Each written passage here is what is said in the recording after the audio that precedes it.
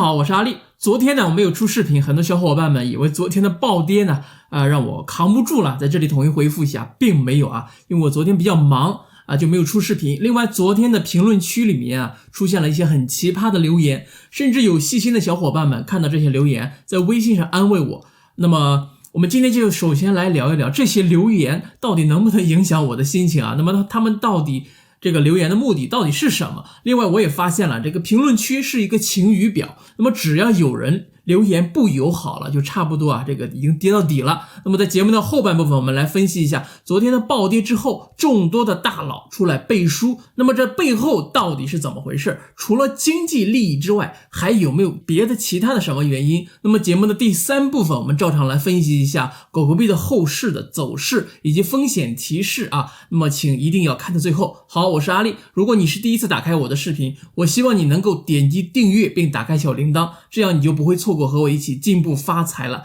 好，我们首先来说评论区啊。那么我发现昨天有几个人排着队呢，过来这个留言说我不适合做财经博主，说我适合做政治评论。对于这种说法，我只能呵呵了。那么我对于别人的评论，尤其是这些不友好的评论，向来都是自动屏蔽有时候说心理层次的自动屏蔽。那么说我不适合做某种视频的评论，它也不是第一次了。我从开通这个频道到现在也一整年多一点点了。那么在这一年里面，我发了好几百期的视频了。那么只要播放量还行，总有人会过来教我如何做视频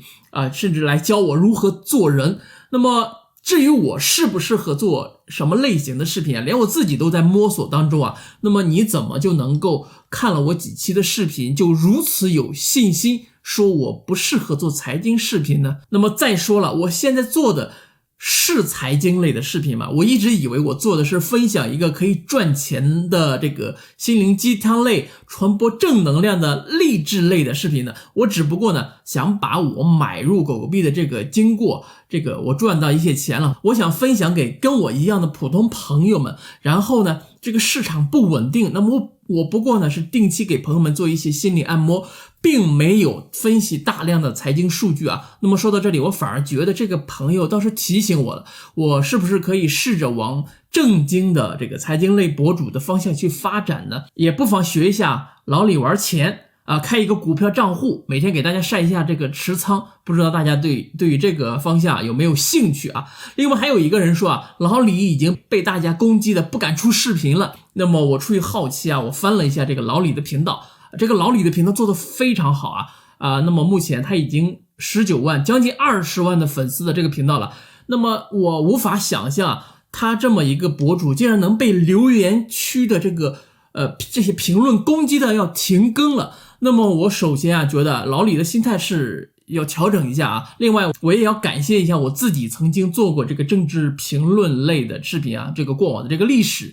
因为那一段经历把我锻炼的就像一个地下工作者一样了。那么任何攻击类的留言都不能影响我的心情了。当然了，这个跟我天生的这个脸皮厚心大也有关系那么我们话说回来，就算有一天我受到了像老李一样的攻击我一样不会停更大不了我就不出镜了呗。那么我就是给大家放一个照片，我在后面叨逼叨给大家讲一讲我想说的一些话呗。你不能堵住我的嘴，对不对？如果我们这个视频里面也有老李的粉丝我希望能够帮老李尽快的振作起来，继续来更新他的视频。那么我也可以给老李很多我的经验类的一些建议另外呢，我严重怀疑出现这种留言的他们的出发点都是一样的，就是想要让某些财经类的博主闭嘴。原因很简单大家都去炒美股了，对吧？大家都去炒加密货币了，那么 A 股面临着没有韭菜割了，大家干瞪眼，全都是镰刀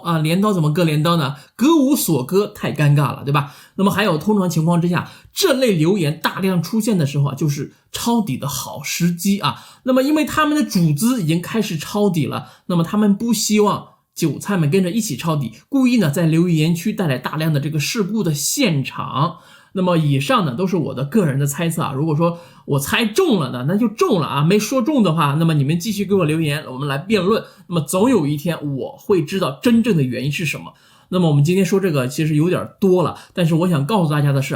我会坚持自己的这个路子、这个路线、自己的风格，至少在 YouTube 上面我还是可以说一些我的心里话的。好，那么我们进行节目的第二部分。昨天的暴跌呢，到一定程度之后，很多大佬就出来说话了。那么这些大佬有我们经常提到的 Elon Musk， 还有上期节目我刚刚说到的一个女股神木头姐，她叫 Cassie Wood， 还有被称为孙哥的孙宇晨。那么我们首先看女股神她是怎么说的啊？她说仍然对比特币充满信心，依然预期比特币能够涨到50万美元。她还说啊，尽管拥有长期看好的信念，但是在反弹前，比特币和其他数字货币可能还有更大的下行空间。当市场非常情绪化的时候啊，你永远不知道低点有多低。首先啊，木头姐在2015年呢，她就开始购入了比特币了。我们上期节目也讲过了，他非常看好比特币的前景啊。那么目前的这个期望值呢，我还是看不到啊，50万太高了。那么类似的论调呢，还有这个高盛投资的对冲基金经理，他说1年内比特币有可能会上25万美元。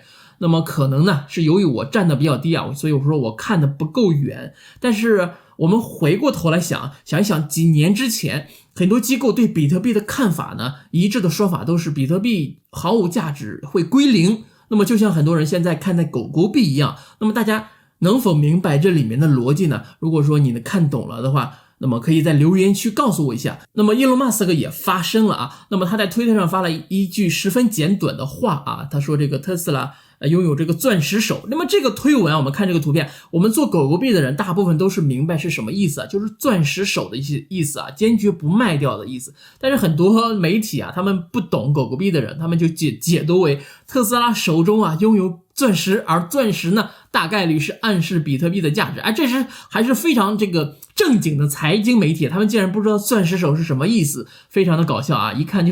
就不是我们的这个同道中人啊。那么对应的这个钻石手呢，就是这个指手啊，就是说这个很容易就卖掉了，这个不结实嘛。钻石是比较坚硬的，就是怎么都是硬，就是头硬头铁的意思啊。那么马斯克最近把这个比特币就是快玩坏了啊，一会儿说我卖了，一会儿说我又没卖。特斯拉的这个第二季度报告出来之前啊，大家只能靠猜了啊。还有一个叫孙宇晨的人，他买了 1.5 亿的比特币，那么简直呢在英文的媒体里面就被吹成了超级英雄啊，因为他自己就说了，我拯救了整个币圈，这牛吹的啊。不过人家有钱啊，这个真金白银吹牛，他也是有资本的。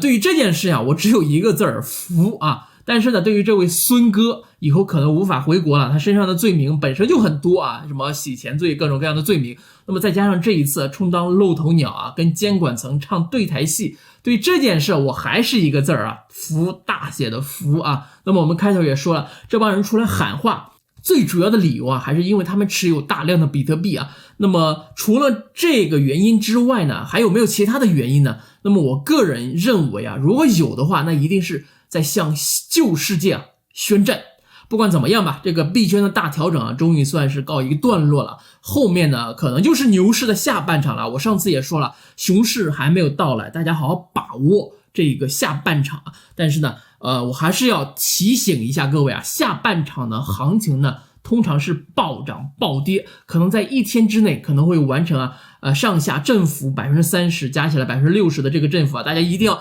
记住我下面的话，如果你心脏不好，那么在狗狗币涨到你的成本价的时候，你可以选择离场，那么静静的观看表演。如果你足够勇敢的话，那么就牢牢的拿住手里的现货，千万不要开合约。如果你开合约的话，爆仓了的话，不要在我的视频下方留言啊，因为我自始至终从未鼓励过任何人做合约。大家记住我说的话啊。关于狗狗币啊，狗狗币教父啊，伊隆马斯克今天又发了一条推文，大家看一下这个照片。这个马斯克说他在暗示狗狗币会上到1美元。那么我个人觉得近期应该会有一波这个行情了，会有一些希望了。但是呢，我还是那句话，如果你的心态不好，我不建议你现在去买